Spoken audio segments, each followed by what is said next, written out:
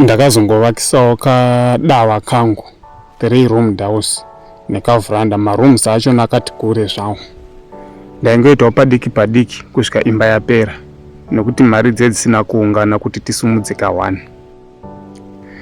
Vanhu vanofunga kuti kuvaka imba ndinofanira kutanga ndaunganidza mazimari akawanda kuti ndigosumudza. Izvozvo zvoitika kune vanozvikwanisa, mukwanisa kuzviita. But kune vamwewo vanotiwo mari haikwanisi, handigoni kuunganidza mari kuti ndiichengete, mari haichengeteki, inogona kuzoshanda zvimwe. Ukabata kamari kawabata kashoma ikako, tenga something property yechi material anodiwa pakuvakisa. Uchingodaro kusvika wapedza kuunganidza bhegi resimende chairo, ukabata kamari woti kabhegi kako kesimende wotsveta apo. Ukabata futi kamwe kamari kashoma, wotiwo futi kamwe kabhegi padiki padiki uchitoenda. Kozi zvinhu zvachona hazviperi ka1. Takazongonaisawo kaimba kacho, pendawo kwasarawo kupenda imba yacho, asi window frame ndo amuri kuonawo takatopendawo. Zvinhu zvinofanira kungolukawo good chero pari parurawo marurawo kumusha ikoko fanira kungolukawo ikisa town yachona kuiisa kumusha. Saka zvakufanira kungoonekerawo zvinhu zvinodi zvakangonakawo zvakangojekawo.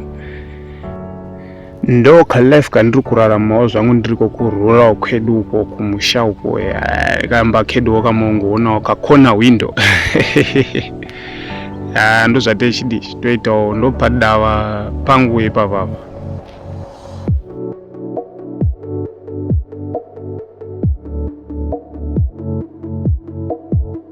Hapana chionakidza chokuti uri kubva kwawabva, so ungosvikawo uchipinda mudheni mako, pamba pekuti unongogara, hapana marenthouse ekuti uchabvisa, hapana pekuti hanzi uchitoti mwedzi wakupera ndakupinda stress yekubvisa rent. Aiwa, zvinhu zvinongonakidza, unongogarawo kalife kechi kari nanewo. Kana wakavaka une mudhuriwo wawakasumudza, ingava 1 room chaiyo, itori bhoo, ichitoziva kuti ndiri kubva kubasa kana ndiri kubva kumunhu kana ndiri kubva kupi, ungosvika ndichipinda mudheni mangu. So zvinhu zvakanaka stereki izvozvo, tozvikurudzira. Saka vanhu guys, musangoti kuvaka kongoda kuti tiunganidze mazimari. Ndisati ndava nemari inovaka, shoma iyoyo inotovaka. Kadoko ikako dhora iroro rawakasungira uchiti arikwani rinokwana kuvaka. Saka guys, musatomborwadziwa zvenyu nekuti hanzi handina mari. Shoma iyo yawinayo inovaka. Kuti pamba pedu pagarike zvakanaka, panofanira kunge paine chimbuzi, panofanira kunge paine toilet ndakaivakisa nematombo kubva pasi, because kune vanhu vari kuita challenge yekudhirikirwa nematoilet vanenge vakavakisa nezvitina. So ndaishandisa nematombo then nesimendi nejecha. Kukata makosti, jecha ndaindotakura ndega nebhara kundoritora kurwizi.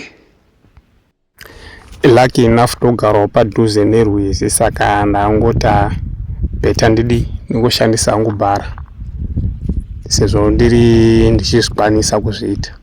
Kune vasingakwanisi unogona kungotengawo rinouya zvese zvoita zvoenderana nehomwe yako kuti yakamira sei. So thank you guys, don't forget to subscribe to our YouTube channel.